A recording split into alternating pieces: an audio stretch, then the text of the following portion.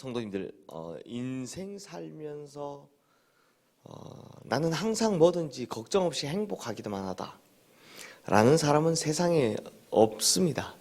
이런 사람이 어디 있습니까? 누구나 걱정 없이 행복한 시절도 있고, 또 반대로 크고 작은 아픔과 고통 가운데 살아가는 시절도 있죠. 중요한 것은 아픔과 고통을 통해서 성장하는 사람이 있는 반면 오히려 좋았던 것을 까먹는 사람도 있더라라는 겁니다.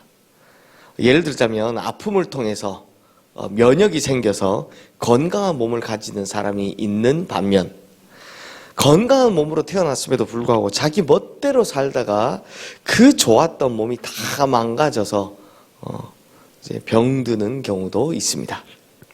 자, 성도님들, 이제 역대기도 얼마 남지 않았습니다. 그러다 보니 이제 오늘부터는 남유다가 망하는 이제 지름길로 아주 달려가는 모습을 보게 되는데요.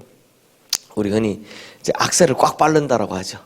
이제 망하는 길로 달려가기 위해 악셀을 꽉 바른 모습을 보게 됩니다.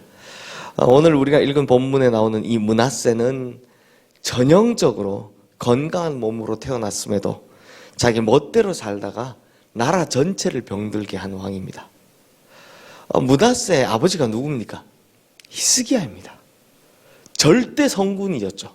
정말 우리가 히스기야 한 일주일 봤지만 와, 정말 대단하다 라는 생각이 들 정도의 히스기야. 그러니까 므낫세는 아버지가 한 거 그대로 따라하기만 해도, 혹은 아버지가 못해도 아버지 한 거 반만 따라가도 닮았어도 훌륭한 왕으로 역사에 기록되었을 텐데 어떻게 했느냐. 우리 2절 3절 말씀 우리 함께 읽겠습니다. 여호와 보시기에 악을 행하여 여호와께서 이스라엘 자손 앞에서 쫓아내신 이방 사람들의 가증한 일을 본받아 그의 아버지 히스기야가 헐어버린 산당을 다시 세우며 바알들을 위하여 제단을 쌓으며 아세라 목상을 만들며 하늘의 모든 일월 성신을 경배하여 섬기며. 이게 무슨 말이냐? 아버지 히스기야와 정반대로 갔다라는 겁니다. 그것도 너무 멀리요. 실제로 아래에 보면 하나님 성전에다가 우상 제단을 쌓고 정말 천인공노할 짓을 하는 거죠. 그리고 자기 아들들을 우상의 제물로 바친다고 인신공양한다고 불에 던져 죽이고, 그리고 무당들, 귀신 들린 자들을 신뢰하고 신임합니다. 기가 차죠. 정말 4절부터 9절까지 말씀을 나중에 한번 읽어보시면 기가 찹니다. 그래서 9절에서 뭐라고 하느냐? 유다와 예루살렘 주민이 므낫세의 꾀임을 받고 악을 행한 것이 여호와께서 이스라엘 자손 앞에서 멸하신 모든 나라보다 어떻게 했다고요? 더욱 심하였다라고 합니다. 다시 말해, 요즘 이런 표현 쓰죠. 역대급이다. 역대 최고로 악하다라는 말입니다. 그러니 하나님께서 이 므낫세를 가만히 두고 보실 리가 없었습니다. 경고하시고 책망하시고 그렇게 하면 안 된다라고 말씀하시죠. 그런데 므낫세가 어떻게 하느냐? 우리 10절 말씀 함께 읽겠습니다. 여호와께서 므낫세와 그의 백성에게 이르셨으나 그들이 듣지 아니하므로.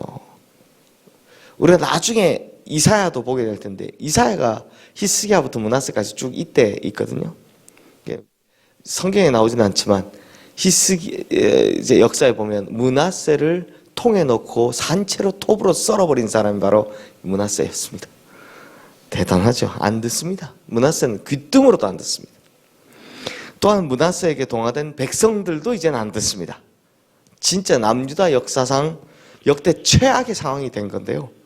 하지만 이렇게 하나님께서 말씀으로 경고하실 때 정신 차리고 돌아갔어야 하는데 이게 안 되니까 결국 하나님의 심판이 시작됩니다. 11절 말씀 우리 함께 읽겠습니다. 여호와께서 아수르 왕의 군대 지휘관들이 와서 치게 하심에 그들이 술로 결박하여 바벨론으로 끌고 간지라. 근데 성도님들, 이 사건이 참 특이한 게요, 열왕기서에서는 이 사건이 기록되어 있지 않습니다. 왜 기록되지 않았을까 생각해 보면 끌려가서 그곳에서 일생을 마쳤다든지 혹은 끌고 가서 다른 왕을 세웠다든지 하는 그런 일은 없었기 때문입니다. 그러니까 아마 잠깐 잡혀갔다가 다시 돌아와서 복귀한 걸로 보이는 거죠. 하지만 이 사건을 통해서 므낫세가 크게 깨달은 것이 있었습니다. 아, 내가 잘못 살았구나. 내가 그렇게 살아서는 안 되는 것이구나 하는 것이죠. 그게 12절 13절 말씀에 나오는데 우리 함께 읽어보겠습니다. 그가 환난을 당하여 그의 하나님 여호와께 간구하고 그의 조상들의 하나님 앞에 크게 겸손하여 기도하였으므로 하나님이 그의 기도를 받으시며 그의 간구를 들으시사 그가 예루살렘에 돌아와서 다시 왕위에 앉게 하시매 므낫세가 그제서야 여호와께서 하나님이신 줄을 알았더라. 자, 여기서 중요한 말은 그제서야 라는 말이죠. 그렇게 말씀하실 때 미리 깨달았으면 좋았으련만 끌려가고 나서야, 혼나고 나서야 깨달았다, 이런 뜻입니다. 우리 속담에 의하면 소 잃고 외양간 고친격이 된 거죠. 그럼에도 하나님께서는 어떻게 하십니까? 그의 기도를 들으시고 그의 간구를 들으시사 다시 왕위에 앉게 해주셨다는 겁니다. 회복시키신 거죠. 이런 거 보면 진짜 하나님의 기대와 그 기다리심, 용서하심은 끝이 없는 걸 볼 수 있습니다.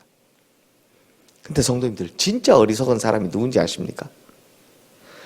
깨달음에도 그 순간만 돌이켰다 결국 돌이키지 못하는 사람입니다. 이런 분들 가끔 우리 주변에 있습니다.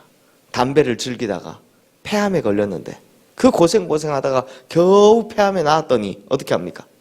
다시 담배를 즐기는 사람이 있습니다. 술 즐기다가 간암에 걸렸는데 막 간을 잘라내고 했는데 그래서 겨우 완치되었더니 나중에 또 뭐 하고 있더라? 또 술 드시고 있더라. 이런 분들이 있습니다. 그것만큼 어리석은 사람이 또 어디 있을까요? 성도님들, 성경에 보면 소 잃고라도 외양간을 고쳤는데 하나님께서 다시 회복시키시고 기회를 주셔서 결국 하나님의 역사를 이뤄가는 사람들도 많이 볼 수 있습니다. 이런 사람도 많이 볼 수 있습니다. 대표적으로 보면 어떤 사람이 있습니까? 다윗도 그랬고요. 소 잃고 외양간 고친 격이죠. 밧세바 사건이. 그 다음에 요나도 그렇고요. 소 잃고 외양간 고친 격이죠. 이미 뭐 바다에 가서 던지고 물고기 뱃속에 3일 있다가 하는 거지만 소 잃고 외양간 고친 격이죠. 하지만 혼이 나고 고난당하고 징계를 받을 때는 돌아오는 것처럼 보이다가 끝끝내 예전의 모습을 버리지 못해서 많은 사람들도 성경에 많이 볼 수 있습니다. 성도님들, 우리 역시 완벽할 수는 없습니다. 때로는 하나님께 잘못하기도 하고 죄성을 가진 인간이라서 죄의 유혹에 넘어지기도 합니다. 중요한 것은 그 다음입니다. 하나님께서 말씀하실 때 돌이키시겠습니까? 아니면 듣지 않고 있다가 한 대 얻어맞고 돌이키시겠습니까? 그것도 아니면 한 대 얻어맞을 때는 돌이키는 척 하다가 나중에는 그냥 다시 제 길로 가시겠습니까? 가장 좋은 건 1번이죠. 하나님의 오래 참으심과 끝없는 사랑과 그 기대가 살아있을 때, 그래서 우리에게 말씀하실 때 돌이키는 것이 가장 좋은 겁니다. 그래서 말씀하실 때 딱 듣고 바로 따를 수 있도록 우리는 항상 영적인 안테나를 세워놓고 있어야 되는 거죠. 그러므로 우리 성도님들, 영적인 안테나 잘 세워두셔서 행여나 우리가 잘못된 길을 갈 때 하나님께서 경고하시면, 말씀하시면 그걸 잘 캐치하는 게 먼저잖아요. 그거 하셔서 그 다음 바로 돌이키셔서 그리고 끝까지 돌이킨 채로 살아가셔서 다윗이 경험했던 하나님의 끝없는 그 사랑과 은혜 가운데만 거하시기를 주님의 이름으로 축원합니다. 이 시간 오늘 주신 말씀 기억하며 우리 함께 기도하겠습니다.